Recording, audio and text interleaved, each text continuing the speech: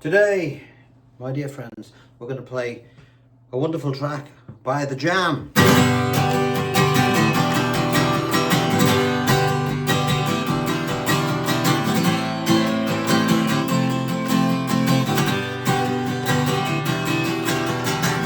police car and a screaming siren, pneumatic drill and ripped up concrete, a baby wailing, stray dog howling, the screech of brakes and lamplights blinking.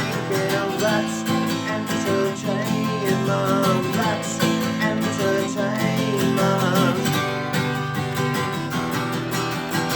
Smash a glass in the rumble of boots, an electric train and revved up phone booth, it's splattered walls and the cry of a tomcat, lights going out and they kick in the balls. I say that's entertainment, that's entertainment.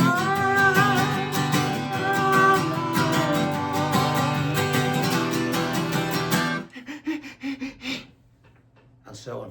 Great track, great lyrics by the great Paul Weller, of course. All you Americans out there, all my American friends, or for those people around the world that may not have heard of The Jam, go check them out. Brilliant band, brilliant English band, fantastic. Right, so the song is called That's Entertainment. Now the reason why I want to do it is because it features a great strumming technique, all right? It's quite sprightly, but the chords are very simple. The lyrics are brilliant, okay? They really are. Now the whole song I've mapped out for you.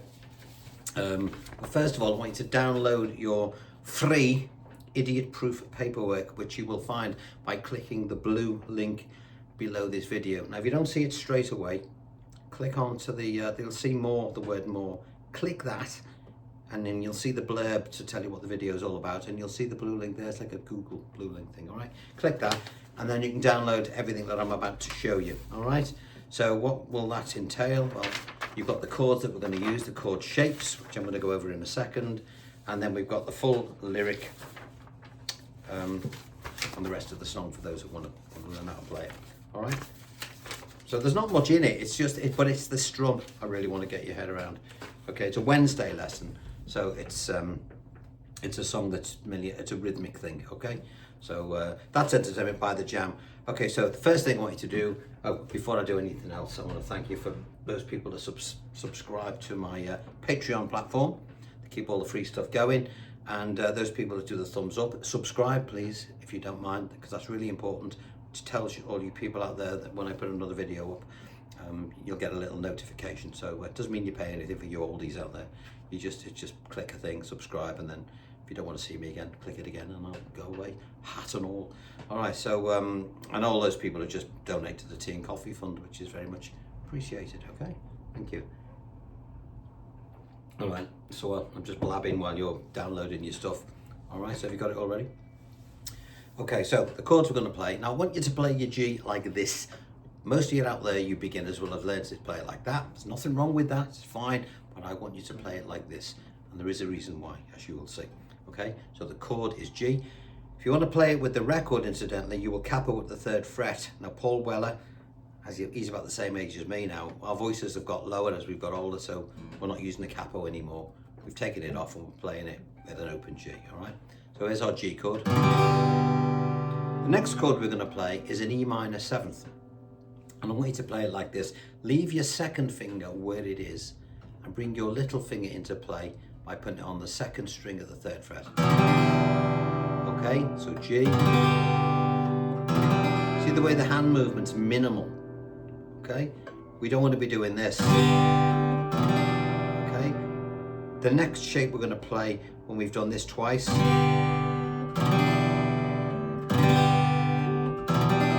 an A minor 7th. Now you'll see this finger is now waiting in the wings to drop down to play an A minor 7th. All that is an A minor with this finger missing. As I've said to you many times before, the longer the name of a chord, usually the easier it is to play. There's our A minor 7th. And then we've got a nice F major 7th. Don't be put off by the name. F major 7th is a lot easier to play than F, as I shall demonstrate. Finger 1 stays where it is. Finger 2 comes down here. Finger 3 will go on the 5th string, 3rd fret. Finger 4 there. Now it's important you don't play the bass note. You mute it just by letting your thumb sit on top of the bass string. Don't press it in. If you want to press it in, make sure you press it in at the first fret. But forget about that, just mute it off. First string is played open. It's a beautiful chord. Okay, and there are chords for the song. Once again, G, E minor 7th, A minor 7th, F major 7th. And there we are, okay? So that's our chord pattern. Now, what makes this a good lesson to do with regards to strumming? It's got a little shimmy in there, and I'm going to explain what it is. If you were going to play this without the little jigga-jing in it, it would sound like this. 1 and 2 and 3 and 4 and 1 and 2 and 3 and 1 and 2 and 3 and 4 and 1 and 2. But we want to we're going to start on the half beat. What does that mean? We're going to start on an and before the 1. So 1 and 2 and 3 and 4 and. Okay, now what we've done is we've cut that half beat in half. Normally a half beat would just be an upstroke of your pluck. But we're going to cut it in half by going and. So it would sound like this. And 1 and 2 and 3 and 4 and 1 and 2 and 3 and 4 and 1 and 2 and 3 and 4 and see the way this finger just hangs on here. And 1 and 2. So without the chord.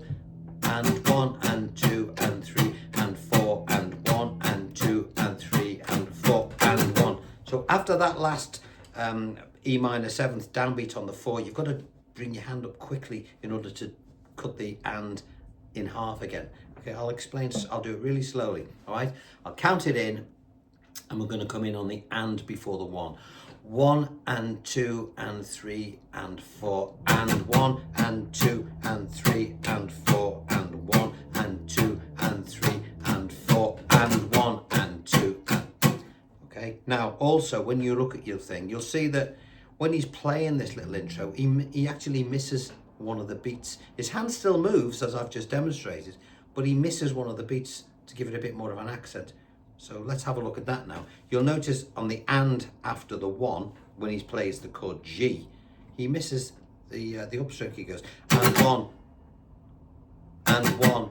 See the way he's just missing that and 1, 2 and 3 and 4 and 1 and 2 and 3 and 4 and 1, 2 and 3 and 4 and 1 and 2 and 3.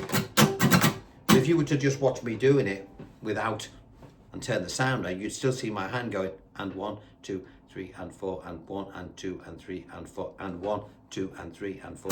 Now if you accidentally hit that thing, it doesn't matter. He misses it all the time, or he hits it sometimes, and he you know, he doesn't in other occasions. It doesn't really matter, okay? Every time he plays it differently.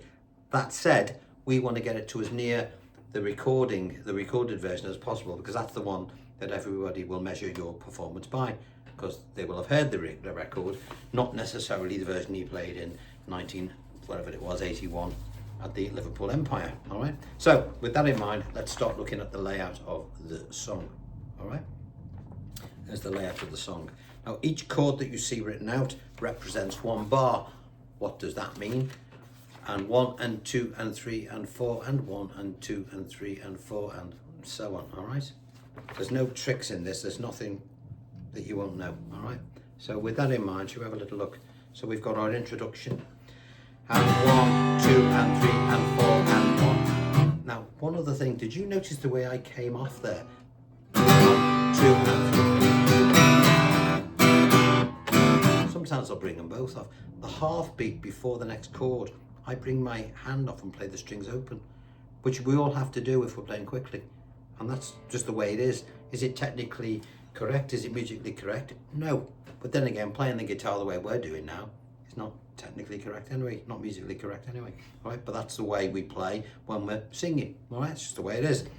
And 1, 2 and 3 and 4 and 1 and 2 and 3 and 4. To the A minor 7th. To the G. Verse 1. A police car ran. And now when he's playing this, he tends to keep it more steady. So when you get into the main verse 1, A police car and a screaming siren, pneumatic drill and ripped up concrete, a baby wailing, stray dogs howling, the screech of brakes and lamplights blinking. That's entertainment. That's entertainment.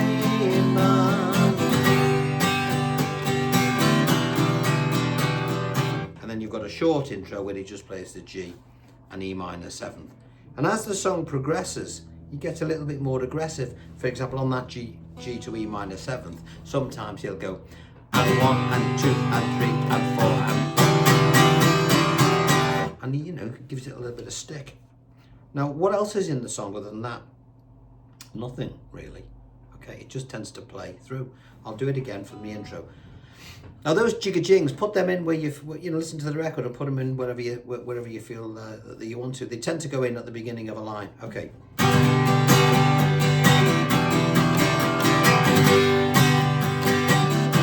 A minor 7th, F major 7th, jigga-jing. A police car and a screaming siren, pneumatic drill and ripped up concrete, a baby wailing, stray dog howling, the screech of brakes and lamplight blinking. That's entertainment. That's entertainment. Second verse. The smash of glass and the rumble of boots, an electric train and ripped up phone booth, paint splattered walls and the cry of a tomcat, lights going out and a kick in the balls. I said that's entertainment. That's entertainment.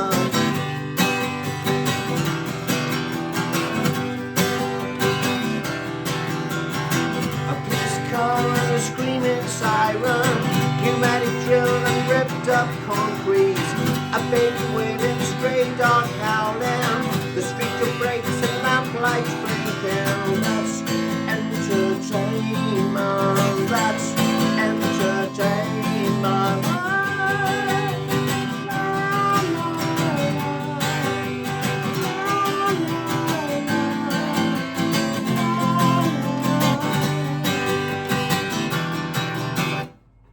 That's how it goes on. But it's great, isn't it? And yes, you heard correctly. The lights going out and a kick in the balls. I said that's entertainment. It's Paul Weller. It's Paul Weller for you. Great lyricist, really great lyricist. And there's loads. How many verses are you got? 1, 2, 3, 4. You got 6 verses. But it's great, honestly, just reading his lyrics it's worth downloading it just to read the man's lyrics. Great lyricist, and he was the voice of a generation, especially in our youth. All the kids loved him for the way he wrote his lyrics. Okay, check out the Jam if you've never seen him before, and all our friends in the States. Go and check them out, the Jam. They did some wonderful songs, all right? Right, this is a shortish lesson. I want to love you and leave you. Again, thank you very much for the tea and coffee donations to the Biscuit Fund, or for those people who are on Patreon. I'll put some links below, by the way, if you want to buy albums, or you want to my albums, or you want to join Patreon. But I'll also add another Paul Weller song, a song he did, beautiful lyric, completely different to this one, called English Rose. Absolutely beautiful little love song that he did. All you Jam fans will know what it is. I'll add the link below so you can have a go with that. All right, until then, I shall love you and leave you, and I shall see you all at the weekend. Until then, take care of yourselves. Bye-bye.